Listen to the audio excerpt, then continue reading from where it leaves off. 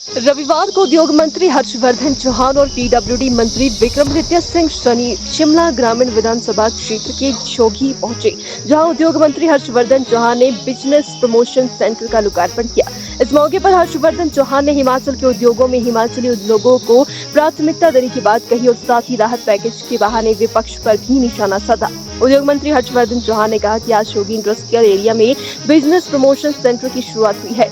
उन्होंने कहा कि इसके बाद प्रदेश के हर औद्योगिक क्षेत्र में भी ऐसे बिजनेस प्रमोशन सेंटर खोले जाएंगे। इसके अलावा हर्षवर्धन चौहान ने हिमाचल में लगे उद्योगों में स्थानीय लोगों को प्राथमिकता देने के सवाल पर कहा कि प्रदेश के उद्योगों में 80% स्थानीय लोगों को रोजगार देना सरकार की प्राथमिकता है। उन्होंने कहा कि इसको लेकर सरकार जांच भी करेगी कि क्या इन उद्योगों में स्थानीय लोगों को रोजगार में प्राथमिकता दी जा रही है या नहीं। तो कल माननीय मुख्यमंत्री जी ने जो रिलीफ पैकेज दिया है वो इस मुश्किल की घड़ी में मैं समझता हूँ कि बहुत महत्वपूर्ण है और दुख इस बात का है कि विधानसभा सत्र में ये रेजोल्यूशन लाने के बाद सरकार द्वारा कि सब इसका समर्थन करें और केंद्र सरकार से जो 12,000 करोड़ रुपए का रिलीफ पैकेज मांगा गया था उसमें केंद्र से तो कुछ सहयोग आया नहीं अभी तक और ना ही विपक्ष ने उसका समर्थन विधानसभा के अंदर किया। मैं समझता हूं कि जब समय आता है उसमें हम सबको दलगत राजनीति से ऊपर खड़े होकर काम करना चाहिए। विपक्ष बाहर तो बहुत कुछ कहती है मगर जब उसको करने की बारी आई विधानसभा के अंदर अपनी कथनी को करने को उसको कर्म में बदलने की बारी आई तो उन्होंने अपनी रिस्पॉन्सिबिलिटी से पल्ला झाड़ लिया और हमारे रेजोल्यूशन का समर्थन नहीं किया। उसके बावजूद विपरीत परिस्थितियों में 4,500 करोड़ रुपए का जो पैकेज मुख्यमंत्री जी ने घोषित किया है जिसमें 1,000 करोड़ रुपए मनरेगा के माध्यम से दंगे लगाने के लिए है और उसके अलावा जो रिलीफ पैकेज घरों के जिनके घर पूरी तरीके से ग्रसित हुए हैं, टूटे हैं, कईयों के पाशली है, कईयों के काउशेड्स गौशालाएँ इसमें बह गई है, उन सब के लिए इसमें किया है। ये बहुत अच्छी बात है और अब हम प्रयास कर रहे हैं कि ये मौसम अब वापस ठीक हो रहा है, हम वापस एक सामान्य परिस्थिति की ओर प्रदेश आगे बढ़ रहा है। तो सब लोग मुख्यमंत्री जी की अध्यक्षता में सारे हमारे मंत्री के सहयोगी और सभी विधायकगण अपने अपने क्षेत्र में विकास कार्यों को फिर से बढ़ावा देने की कोशिश कर रहे हैं ताकि हिमाचल को वापस हर दृष्टि से वापस पटरी पर लाया जाए। इन्वेस्टमेंट्स प्रदेश के अंदर आए, टूरिज़्म बढ़े, रोड इंफ्रास्ट्रक्चर बढ़े, पेयजल योजनाएं बढ़े, शिक्षा का स्तर बढ़े।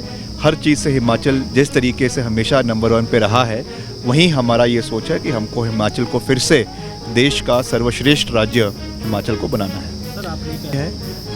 मेरे निर्वाचन क्षेत्र में ही जाठिया देवी में जो है 1200 बीघा अक्वायर हुआ है और वहाँ पे जो है एक आपका रेजिडेंशियल कॉम्प्लेक्स आने वाले समय में मिनिस्ट्री ऑफ अर्बन डेवलपमेंट के सहयोग से बनने जा रहा है जो करीबन 4-5 हज़ार करोड़ रुपए की उसमें इन्वेस्टमेंट होनी है। बहुत बड़ा प्रोजेक्ट है।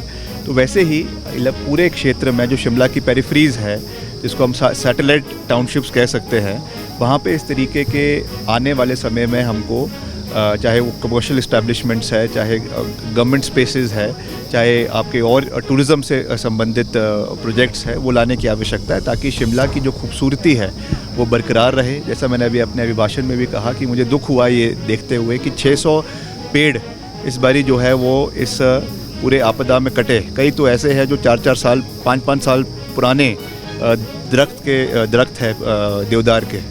तो निश्चित तौर से दुख होता है मगर जब कोई हमारे पास उस समय कोई ऑप्शन नहीं था तो उनको घरों को सुरक्षित करने के लिए वो करना पड़ा। मगर in the times to come हमको शिमला शहर को डिकंजेस्ट करना है, इसमें कोई दो राय नहीं है क्योंकि शिमला शहर जब बना था तो मात्र 20,000 लोगों के लिए बना था। आज 3 लाख से ज़्यादा पॉपुलेशन शिमला की है। तो ये एक लॉन्ग टर्म प्लानिंग है जिसके ऊपर सरकार भी मंथन कर रही है और इसको हम आने वाले समय में मिलकर इस पर अमली जामा बनाने का प्रयास करेंगे। कलेक्टिव एफर्ट होना है। मैं तो जो रिस्पॉन्सिबिलिटी मुझे है वो है मगर ये इसमें चाहे टाउन एंड कंट्री प्लानिंग है, मुख्यमंत्री जी का इसमें हस्तक्षेप रहेगा और आपका जो शिमला म्यूनसिपल कॉरपोरेशन है उनका भी रोल रहेगा। It has to be a collective effort. सब इस पे कार्य कर रहे हैं और इसमें कार्य हो भी रहा है, ऐसा नहीं है। जैसे मैंने कहा कि ये इतना बड़ा प्रोजेक्ट अर्बन डेवलपमेंट का, मिनिस्ट्री ऑफ अर्बन डेवलपमेंट का जाठिया देवी में आ रहा है तो उससे निश्चित तौर से वहाँ पे रेजिडेंशियल कॉलोनीज़ बनेगी। तो ऐसे आस्ते आस्ते करके इसको हम लॉन्ग टर्म में अगले 10-15 साल 20 साल का ये प्रोजेक्ट बनेगा जिससे शिमला को डिकंजेस्ट शिमला हो और वहाँ के जो पेरिफेरल एरियाज़ है वो इसमें डेवलप हो सके।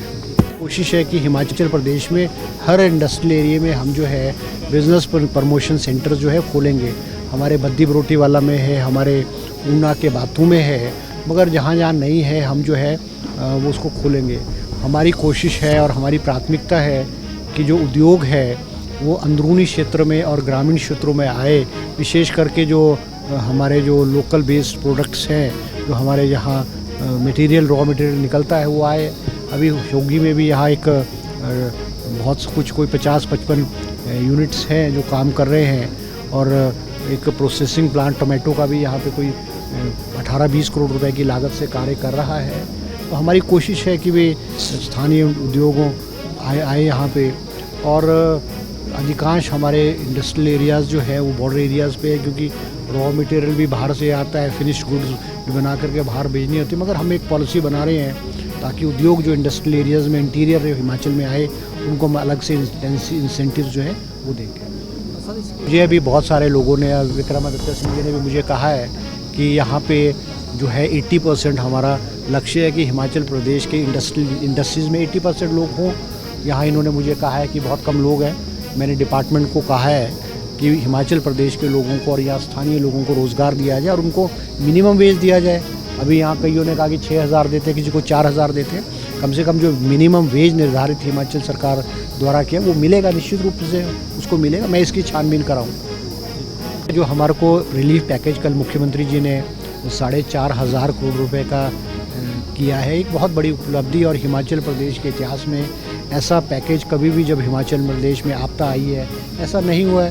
पहले हमारा जो रिलीफ मैनुअल था उसमें अगर कोई घर डैमेज होता था तो उसको 1,20,000 मिलते थे, और वो 1,20,000 में कोई किसी का घर नहीं बनता था। उस राशि को बढ़ा करके 7 लाख कर दिया गया है। ऐसे ही जो है जहाँ पे पार्शियली डैमेज हाउसेज होते थे, क्रैक्स होते थे, उसको नाम मात्र 10-15 हज़ार रुपये मिलते थे। आज उन घरों को 1 लाख रुपए का प्रावधान किया गया है। और चाहे वो एग्रीकल्चर ज़मीन है, चाहे हॉर्टिकल्चर ज़मीन है, और भी जो भी नुकसान होता है, जैसे पशु की डेथ होती थी तो पहले 35,000 मिलता था, आज वो राशि बढ़ा करके जो है वो 55,000 कर दी है। तो एक बहुत बड़ी उपलब्धि है। और हमको केंद्र से अभी तक जो पैसा है वो NDRF में केवल 200 करोड़ रुपए मिला हुआ है।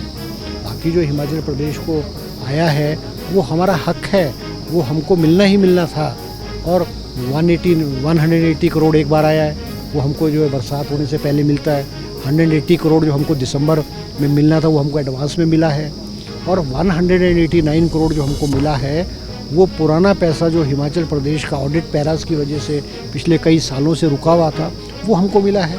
विधानसभा के अंदर जब मुख्यमंत्री जी ने प्रस्ताव पेश किया कि हिमाचल की आपदा को राष्ट्रीय आपदा घोषित किया जाए और पैकेज के रूप में पैसा मिले, भारतीय जनता पार्टी ने उसका विरोध किया।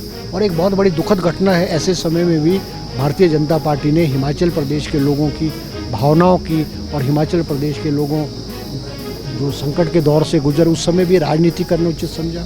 तो ये बड़ा निंदनीय है। हिमाचल के इतिहास में पहली बार ऐसा हुआ है। और हम उम्मीद करते हैं कि केंद्र की टीम्स यहाँ आई हैं, और उम्मीद करते हैं कि केंद्र हमें एक लिबरल और एक पैकेज के रूप में, राहत के रूप में हमको जो है पैसा प्रदान करेगा।